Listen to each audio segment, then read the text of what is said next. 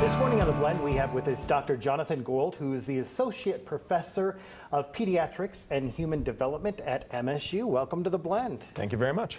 So you're an advocate for childhood vaccinations. Can you tell us why? Sure. Well, the most important thing for me, I'm a pediatrician. As a pediatrician is kids' health. And still, the vaccines remain one of the best ways to keep kids healthy and prevent disease. Are there any instances when children should not get vaccinations? Yeah, there are very, very few. There are occasional reasons, but for the vast majority of kids who come into our office, they can get vaccines even if they're a little sick. Kids surely can get, even if they have a low-grade fever or a little cold. Sometimes parents get scared away because they say, well, my kid is sick, I'm going to hold off on the vaccine. Vaccines are safe even in those settings, and they're effective in those settings too. So we've been hearing so much about people deciding not to get their children vaccinated. Should we be worried about that? Yeah, that's a great question. There is a lot of misinformation out there about vaccines. You know, it's natural, I think, when you don't see the diseases as much as you used to.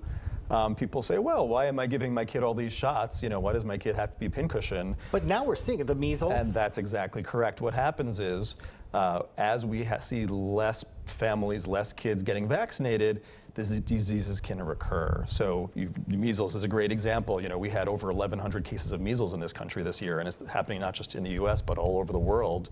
As people are vaccinating less, these measles that we once had thought we almost eliminated are coming back again. And this is really, really important because some kids can't get vaccines, and it's really important to protect them too. So there's so much information out there on vaccinations. Is there one resource that you tell your patients to go to check out, to get really the good information on it? Yeah, absolutely. So, you know, as I mentioned before, there's a lot of misinformation. So, you know, a couple of good resources that I recommend for my patients are resources that are sort of vetted by scientists and looked at and make sure that's good. And one is the American Academy of Pediatrics. They really have really good high quality information. And the other is the Center for Disease Control.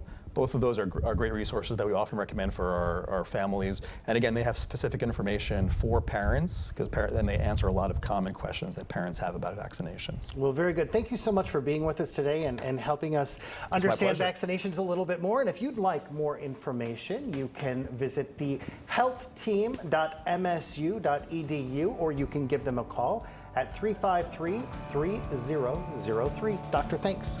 My pleasure.